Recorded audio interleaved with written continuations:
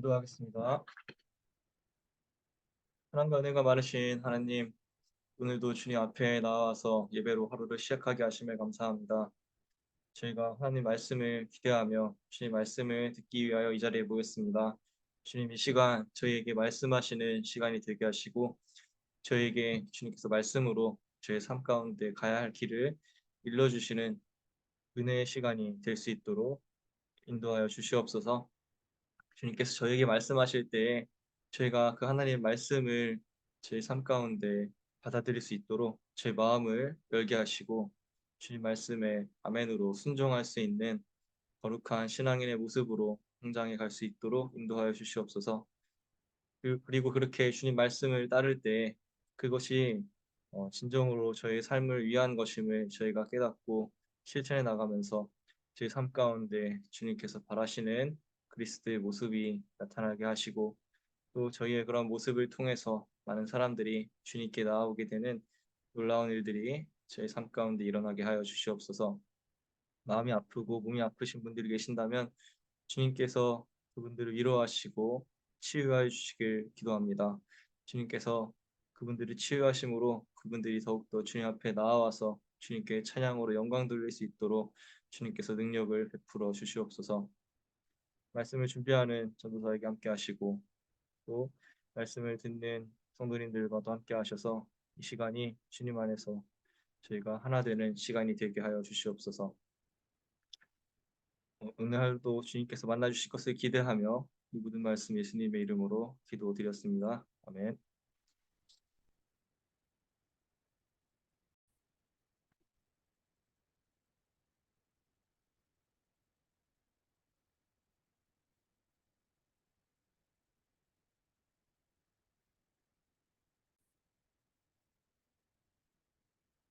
오늘 말씀은 사도행전 10장 9절에서 16절까지 말씀입니다. 제가 읽을 때 여러분들도 마음속으로 함께 읽어주시면 감사하겠습니다. 이튿날 저들이 길을 가다가 욥바에 가까이 이르렀을 때 베드로는 기도하려고 지붕으로 올라갔다. 때는 오정쯤이었다. 그는 배가 고파서 무엇을 좀 먹었으면 하는 생각이 들었다. 사람들이 음식을 장만하는 동안에 베드로는 황홀병에 빠져 들어갔다. 그는 하늘이 열리고 큰 보자기 같은 그릇이 네 귀퉁이가 끈에 매달려서 땅으로 드리워져 내려오는 것을 보았다. 그 안에는 온갖 네발 짐승들과 땅에 기어다니는 것들과 공중의 새들이 골고루 들어 있었다. 그때 베드로야 일어나서 잡아먹으라 하는 음성이 들려왔다. 베드로가 대답하였다. 주님, 절대로 그럴 수 없습니다. 나는 속되고 부정한 것은 한 번도 먹은 일이 없습니다. 그랬더니 두 번째로 음성이 다시 들려왔다. 하나님께서 깨끗하게 하신 것을 속되다고 하지 말아라. 이런 일이 세 번 있은 뒤에 그 그릇은 갑자기 하늘로 들려서 올라갔다. 아멘.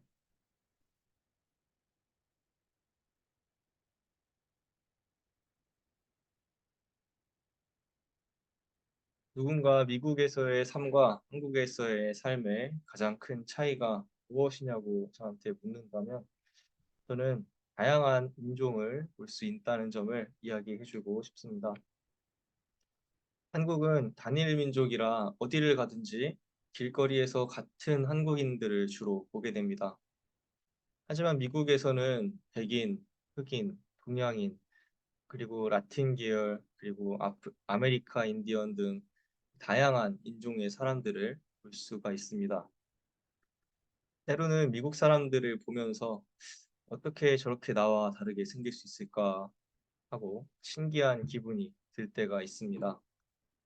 서로 다른 모습의 한국인을 보는 것과 다른 인종을 보는 것은 완전히 다른 느낌으로 저에게 다가왔습니다. 그러면서 피부색도 다르고 눈매도 다르고 코도 다르고 모든 것이 다르지만 그럼에도 불구하고 우리는 모두 인류라는 하나의 종으로 불린다는 사실이 또한 새롭게 다가왔습니다. 겉모습은 저와 너무나 다른 모습을 한 사람들이지만 그들과 대화를 할 때 그들도 나와 똑같이 웃고 슬퍼하고 화내는 사람들이라는 것을 느끼면서 겉모습이 다르고 쓰는 말이 달라도 우리는 모두 인간이라는 공통의 정체성을 공유하고 있다는 사실을 실감하게 되었습니다. 온타리오 교회를 섬기면서 감사한 부분들 중 하나는 이렇게 다양한 사람들을 가까이서 만나고 이야기를 나눌 수 있는 기회가 저에게 주어졌다는 것입니다. 한어부 성도님들뿐만 아니라 미국 성도님들도 아침에 저를 만나면 반갑게 인사를 해주시고 근황도 물어봐 주십니다. 온타리오 교회는 백인, 흑인, 동양인, 그리고 최근에는 통가분들도 많이 오시면서 인종적으로 다양한 공동체가 되었습니다. 그러한 교회의 모습을 보며 하나님의 복음은 우리의 다름을 뛰어넘어 모두를 향하고 있다는 사실을 실감하게 해줍니다. 오늘 묵상하실 사도행전 10장의 말씀을 살펴보면 우리는 유대인과 이방인의 장벽을 허무는 하나님의 무한하신 사랑과 포용을 발견할 수 있습니다. 먼저 1절부터 8절까지 말씀을 보면 로마 백부장 고넬료라는 인물이 등장합니다. 고넬료는 가이사랴 도시에 사는 경건한 사람으로 온 가족이 함께 더불어 하나님을 두려워하며 유대 백성에게 자선을 많이 베풀며 늘 하나님께 기도하는 사람이었습니다. 그는 비록 이스라엘의 언약 안에 속한 사람은 아니었지만 그의 마음은 하나님께 늘 향해 있었고 늘 기도하며 하나님과 더 깊은 영적인 교제를 갈구하던 사람이었습니다. 그러한 고넬료에게 하나님은 천사를 보게 하셨습니다. 4절과 5절 말씀을 보니 천사는 고넬료에게 이렇게 말합니다. 내 기도와 자선 행위가 하나님 앞에 상달되어서 하나님께서 기억하고 계신다. 이제 욥바로 사람을 보내어 베드로라고 하는 시몬이라는 사람을 데려오너라. 하나님은 고넬료의 기도와 자선 행위를 기억하고 계셨습니다. 그는 하나님께 선택받은 민족인 유대 백성도 아니었고 그저 이방인이었지만 하나님은 그의 기도와 이웃과 하나님을 섬기는 그의 노력을 다 알고 계셨던 것입니다. 그래서 하나님은 천사를 통해 베드로가 고넬료를 만나게 인도하셨습니다. 베드로에게 이방인에게도 복음이 전파되어야 한다는 사실을 깨닫게 하며 동시에 예수 그리스도의 이름을 고넬료가 알도록 하기 위해서였습니다. 사랑하는 성도 여러분, 하나님은 우리의 외모, 신분, 배경, 어떤 사회적 위치를 보시는 분이 아니라 우리의 간구함을 들으시고 우리의 믿음의 중심을 지켜보시는 분이라는 사실을 기억하시기 바랍니다. 하나님은 고넬료의 사회적 지위나 이방인으로서의 신분을 보신 것이 아니라 다만 그가 진정으로 구하는 마음이 있는지를 보시고 응답하셨습니다. 고넬료는 하나님을 두려워했다고 합니다. 즉, 하나님을 경외한 것입니다. 그리고 하나님께 늘 기도했으며 자신이 가진 믿음을 삶 가운데 실천했습니다. 하나님께서 고넬료의 그러한 신앙생활의 모습을 기억하고 계셨다고 오늘 말씀은 분명히 말합니다. 하나님은 오늘 우리의 신앙생활의 모습을 보시고 기억하십니다. 우리가 얼마나 하나님을 찾는 마음을 가지고 살아가고 있는지 바라보십니다.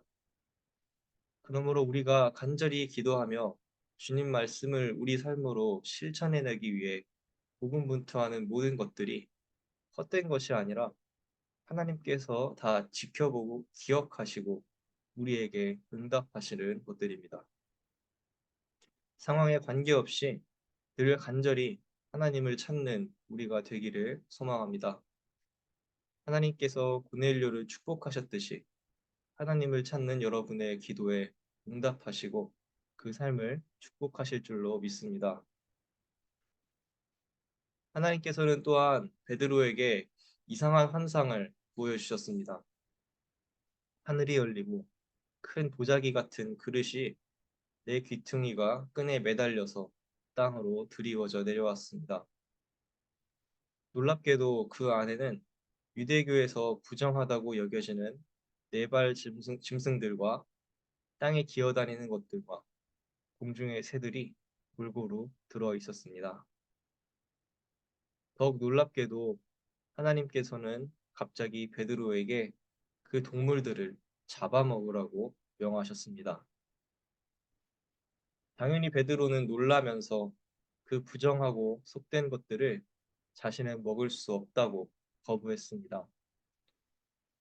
그때 두 번째로 음성이 들려왔습니다. 하나님께서 깨끗하게 하신 것을 속되다고 하지 말아라. 베드로가 어안이 벙벙하여 이것이 무슨 뜻일까 고민하던 때에 고넬료의 하인들이 도착했습니다. 하인들은 고넬료가 자신들을 베드로에게 보낸 이유를 설명했습니다. 그리고 베드로는 이튿날 그들과 함께 가이사랴에 있는 고넬료에게 갔습니다. 베드로를 만난 고넬료는 그 발 앞에 엎드려서 절을 했습니다. 예수님의 제자이자 복음을 전하는 사도에 대한 존경과 존중의 표시였습니다. 고넬료의 집 안에는 베드로를 만나기 위해 많은 사람들이 있었습니다. 베드로는 그들에게 유대인인 자신은 이방 사람들과 가까이 하는 것조차 불법임을 밝히면서 왜 자신을 이곳에 오게 했는지 물었습니다.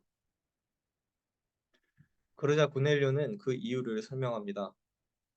자신이 오후 3시에 드리는 기도를 하고 있었는데 천사가 자신을 부르는 소리와 함께 요바에 있는 베드로를 불러오라는 소리를 들었다고 말입니다. 그리고 계속해서 이렇게 말합니다. 이렇게 와주시니 고맙습니다. 지금 우리는 주님께서 당신에게 지시하신 모든 말씀을 들으려고 다 같이 하나님 앞에 모여 있습니다. 자초지종을 들은 베드로는 그제서야 자신이 본 환상의 의미를 알게 되었습니다. 34절과 35절에서 베드로는 이렇게 말합니다. 나는 참으로 하나님께서는 사람을 외모로 가리지 아니하시는 분이시고 하나님을 두려워하며 의를 행하는 사람은 그가 어느 민족에 속하여 있든지 다 받아주신다는 것을 깨달았습니다. 사랑하는 성도 여러분, 복음은 우리가 마음속에 세워놓은 사람과 사람을 갈라놓는 우리의 편견을 허물고 전해져야만 합니다. 복음은 문화적, 종교적 차이에 관계없이 모두에게 전해져야만 합니다. 크게는 아직 하나님을 모르는 이들을 위해 기도해야 합니다. 나와 다른 종교를 가진 이들을 저주하고 무시하는 것이 아니라 그들 또한 하나님이 사랑하는 똑같은 인간임을 기억하고 그들을 위해 기도해야 할 것입니다. 또한 작게는 내가 미워하고 편견을 가지고 있는 대상을 위해 기도해야 합니다. 예수님은 원수까지도 사랑하라고 하셨습니다. 내가 가지고 있는 편견과 선입견으로 남을 대하는 것이 아니라 그들 또한 하나님의 사랑받는 자녀가 될 자격이 있는 사람임을 기억하고 그들을 위해 기도할 수 있는 성숙한 신앙인이 되면 좋겠습니다. 하나님께서는 베드로의 선입견을 깨뜨리신 것처럼 우리도 선입견을 깨뜨리고 내가 미워하는 원수조차 주님 안에서 나의 가족으로 맞이할 수 있는 넓은 마음을 갖게 해달라고 기도하시면 좋겠습니다. 그런 우리에게 하나님께서 성령을 부어주셔서 우리가 나의 눈이 아니라 주님의 눈으로 남을 바라볼 수 있게 해주실 것입니다. 베드로가 고넬료의 가족에게 설교할 때 이방인인 그들 모두에게 성령이 임했다고 오늘 말씀은 증언합니다. 하나님의 사랑에는 한계가 없습니다. 이방인인 고넬료와 그의 가족들이 하나님의 자녀로 확증되었듯이 하나님께서 우리의 배경, 민족 또는 과거의 실수에 관계없이 우리 각자를 향한 주님의 사랑과 축복을 우리 삶 가운데 확증해 주시기를 기도합니다. 성령님은 나를 향한 주님의 사랑을 발견하게 하실 것입니다. 그리고 주님의 은혜 안에서 우리 또한 우리가 가진 선입견과 편견을 깨뜨리고 주님의 사랑의 눈으로 내 이웃을 바라보게 해주실 줄로 믿습니다. 기도하겠습니다. 사랑이 많으신 거룩하신 하나님, 오늘 사도행전 말씀을 통해 저희가 이방인인 고넬료에게 주님의 성령이 임하고 복음이 전해지는 과정을 보았습니다. 주님, 저희가 마음속에 다른 사람에 대한 편견과 어떠한 저희 선입견을 갖고 있었다면 그런 것들을 넘어서 그 상대방을 사랑할 수 있는 이방인마저 사랑할 수 있는 그러한 마음을 저에게 주시옵시고 그들 또한 하나님의 사랑받을 수 있는 자녀임을 저희가 생각하게 하여 주시옵소서. 베드로는 오늘 고넬료의 모습을 보면서 하나님의 사랑은 유대인뿐만 아니라 온 민족과 나라를 향해 있음을 깨닫게 되었습니다. 주님, 저희도 그러한 주님의 사랑의 마음을 품고 살아가는 신앙인들로 살아가게 하여 주시옵소서. 그래서 아직 하나님을 모르는 사람들을 위해서 기도할 수 있는 사람들이 되게 하시고 그들이 하나님의 살아계심을 깨닫고 주님께 나아올 수 있도록 함께 기도하는 넓은 마음을 가진 신앙인들이 되게 하여 주시옵소서. 주님께서는 저희를 사랑하셔서 십자가에 달려서 돌아가셨습니다. 주님, 그 주님의 끝없는 한계 없으신 그 사랑을 저희가 마음속에 깨닫고 그 사랑을 저희 가운데 살아내게 하기 원합니다. 주님께서 이 시간 저희 기도에 응답하시고 만나 주셔서 주님의 그 사랑하심의 그 사랑하심의 마음이 저희 마음속에도 또한 샘솟아 올라오게 하여 주시옵소서. 그래서 저희가 주님의 그 사랑의 눈으로 이웃을 바라보는 사랑이 넘치는 사람들이 될 수 있도록 인도하여 주시옵소서. 감사합니다. 모든 말씀 예수님의 이름으로 기도합니다. 아멘.